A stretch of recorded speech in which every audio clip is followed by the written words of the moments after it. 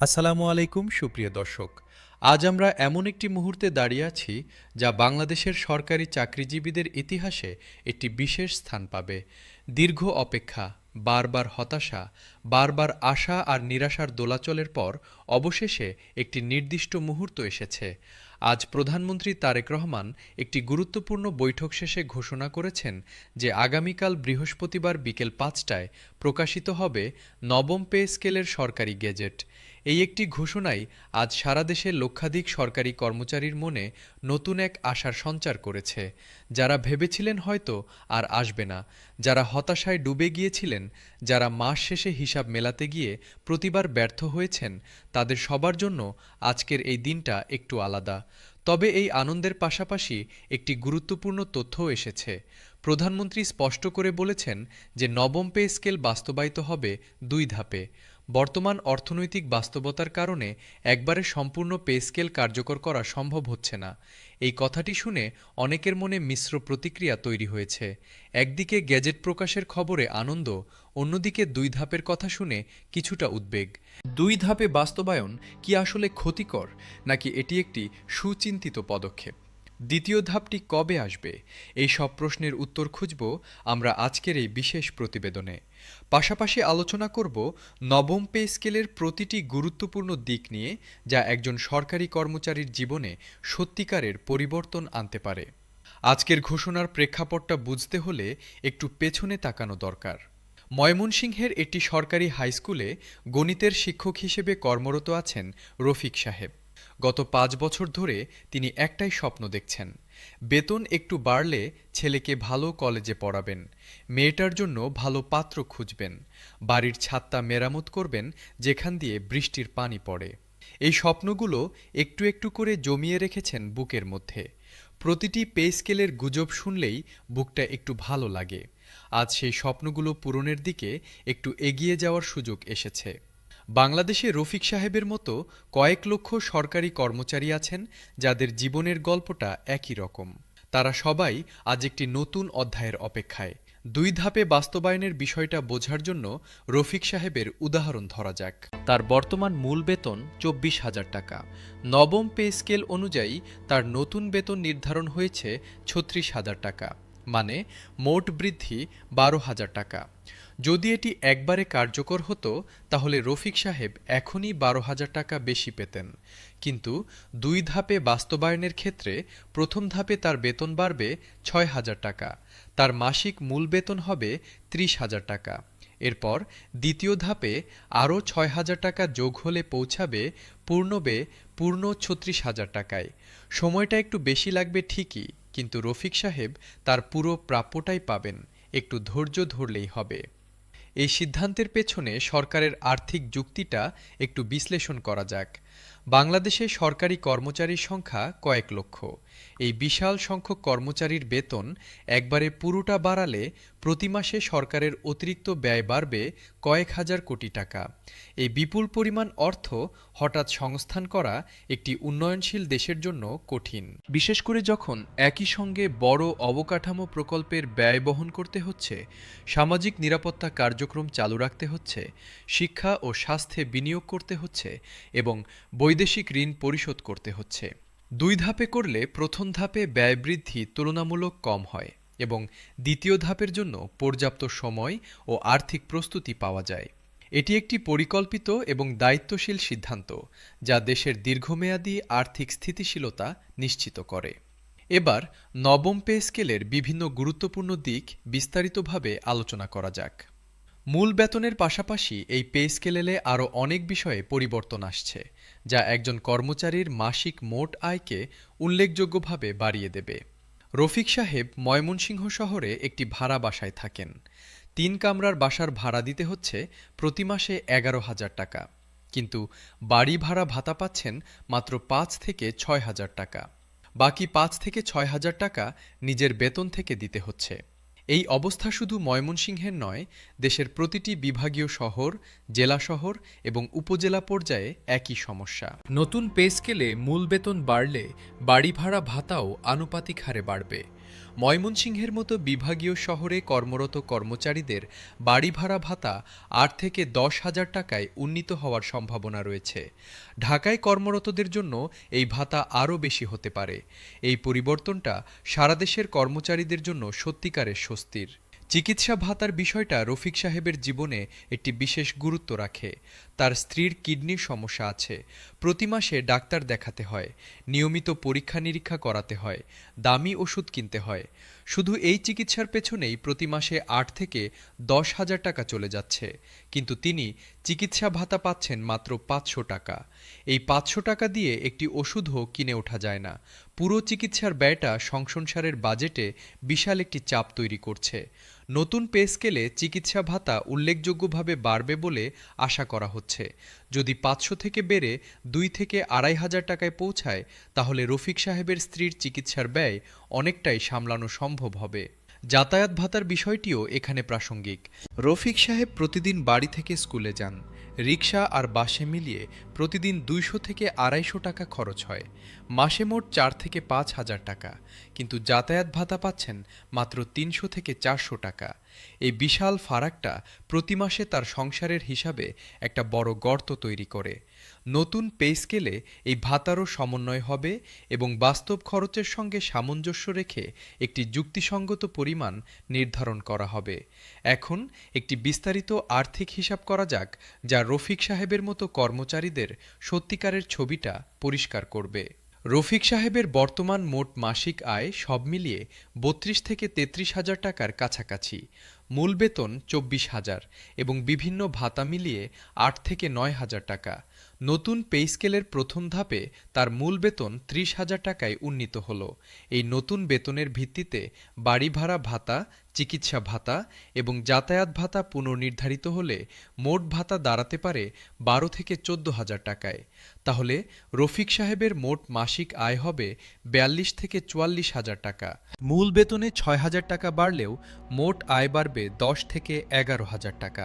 এই বাড়তি অর্থ দিয়ে রফিক সাহেব এখন থেকে স্ত্রীর চিকিৎসার ব্যয় ঠিকমতো মেটাতে পারবেন, ছেলেকে ভালো কলেজে ভর্তি করতে পারবেন এবং বাড়ির ছাদটা মেরামত করার স্বপ্নটাও পূরণ করতে পারবেন। বার্ষিক ইনক্রিমেন্টের বিষয়টি নিয়ে এবার বিস্তারিত আলোচনা করা দরকার। এটি দীর্ঘমেয়াদে সবচেয়ে বেশি প্রভাব ফেলে, কিন্তু অনেকে এর গুরুত্ব সঠিকভাবে বোঝেন না।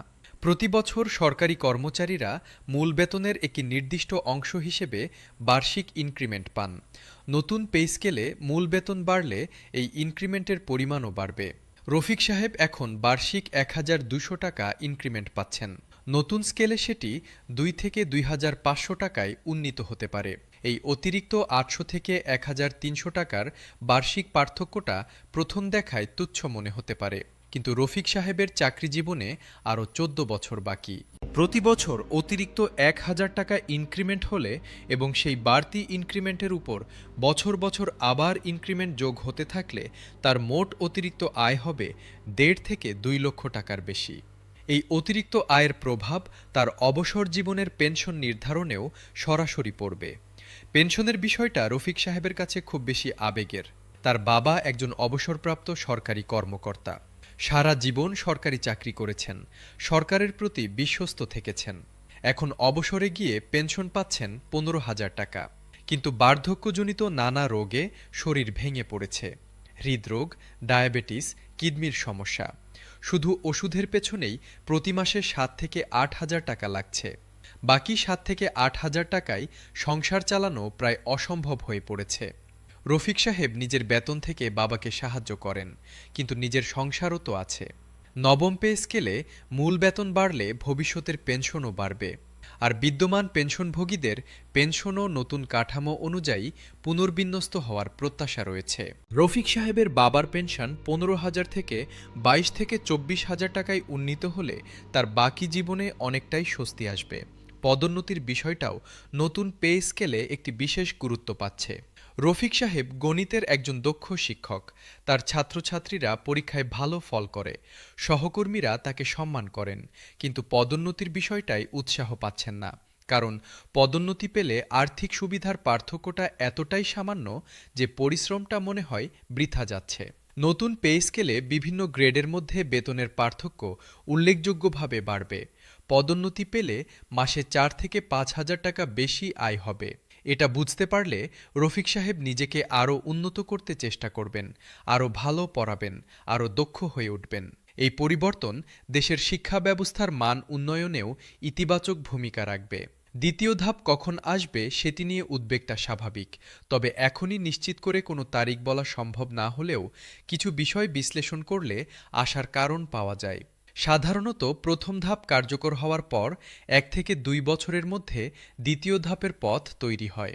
এই সময়ে সরকার আর্থিক শৃঙ্খলা আনে, রাজস্ব আদায় বাড়ানোর পদক্ষেপ নেয় এবং অপ্রয়োজনীয় ব্যয় কমিয়ে আনে। বাংলাদেশের অর্থনীতি গত কয়েক দশক ধরে ধারাবাহিক প্রবৃদ্ধির পথে হাঁটছে। পোশাক শিল্পের রপ্তানি আয়, প্রবাসী রেমিটেন্স এবং কৃষি ও শিল্প খাতের বিকাশ দেশকে প্রতিনিয়ত এগিয়ে নিচ্ছে। এই ইতিবাচক ধারা অব্যাহত থাকলে দ্বিতীয় ধাপ আসতে বেশি সময় লাগবে না। এবার নবম পে স্কেলের সামষ্টিক অর্থনৈতিক প্রভাব নিয়ে আলোচনা করা যাক। এটি একটি অত্যন্ত গুরুত্বপূর্ণ বিষয় যা প্রায়ই আলোচনায় উপেক্ষিত হয়। লক্ষাধিক সরকারি পরিবারের আয় একসঙ্গে বাড়লে পুরো দেশের অর্থনীতিতে একটি শক্তিশালী ইতিবাচক প্রভাব পড়ে। বাজারে চাহিদা বাড়ে, উৎপাদন বাড়ে, নতুন কর্মসংস্থান হয়। এই শৃঙ্খলা প্রতিক্রিয়াকেই অর্থনীতিবিদরা মাল্টিপ্লায়ার ইফেক্ট বলেন। রফিক সাহেবের মাসে ১০ থেকে ১১,০০০ টাকা বাড়তি আয় হলো। এই অর্থের একটা অংশ যাবে স্ত্রীর চিকিৎসায়, এই টাকা যাবে ডাক্তারের কাছে, ওষুধের দোকানে, ডায়াগনস্টিক সেন্টারে। একটা অংশ যাবে ছেলের কলেজের বেতনে, বইতে, যাতায়াতে। একটা অংশ হয়তো যাবে বাড়ির ছাদ মেরামত করতে। প্রতিটি খরচের পেছনে রয়েছে আরও অনেক মানুষের জীবিকা।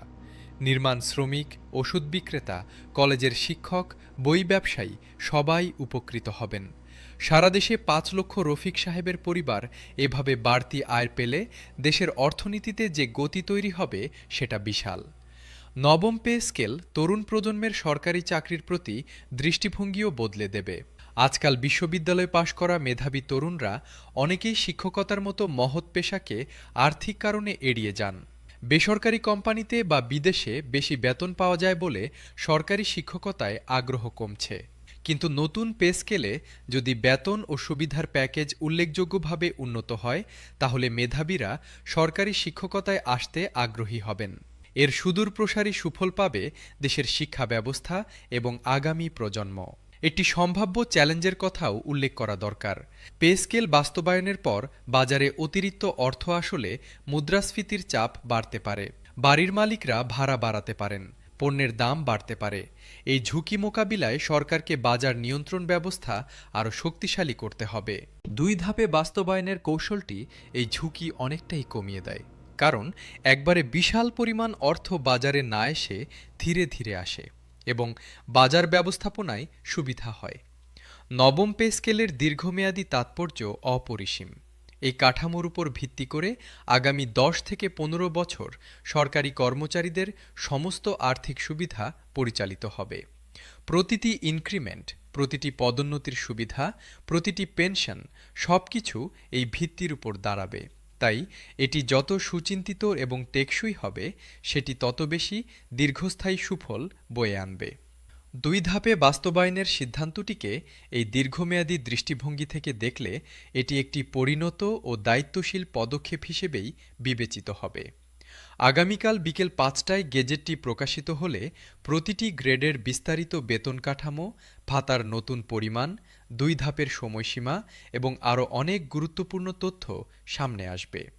সেই মুহূর্তটির জন্য সারা দেশের কোটি মানুষ এখন অধীর আগ্রহে অপেক্ষা করছেন। গেজেট প্রকাশের সঙ্গে সঙ্গে আমরা সম্পূর্ণ বিশ্লেষণ নিয়ে আপনাদের সামনে হাজির হব। প্রতিটি গ্রেডের কর্মচারী কতটুকু সুবিধা পাবেন সেটা বিস্তারিতভাবে জানাবো। ময়মনসিংহের রফিক সাহেব আজ রাতে ঘুমাতে যাওয়ার আগে হয়তো একবার সেই পুরনো স্বপ্নগুলো মনে করবেন। ছেলেকে ভালো কলেজে পড়ানোর স্বপ্ন, বাড়ির ছাদ মেরামত করার স্বপ্ন, স্ত্রীর চিকিৎসা ঠিকমতো করানোর স্বপ্ন। আজ সেই স্বপ্নগুলো আর শুধু স্বপ্ন নয়, এগুলো পূরণের পথে একটি বড় পদক্ষেপ পড়া হলো। বাংলাদেশের লক্ষাধিক সরকারি কর্মচারী যারা প্রতিদিন রাষ্ট্রের সেবায় নিজেদের উৎসর্গ করছেন, তারা অবশ্যই একটি সম্মানজনক ও ন্যায্য বেতন কাঠামো পাওয়ার দাবিদার। নবম পে স্কেল সেই দাবি পূরণের পথে একটি অত্যন্ত গুরুত্বপূর্ণ এবং ঐতিহাসিক পদক্ষেপ। এটি শুধু একটি সরকারি দলিল নয়, এটি কোটি মানুষের জীবনে একটু ভালো থাকার প্রতিশ্রুতি। আর সেই প্রতিশ্রুতির প্রথম আনুষ্ঠানিক প্রকাশ ঘটবে আগামীকাল বিকেল ৫টায়, যখন প্রকাশিত হবে নবম পে স্কেলের বহুল প্রতীক্ষিত গেজেট।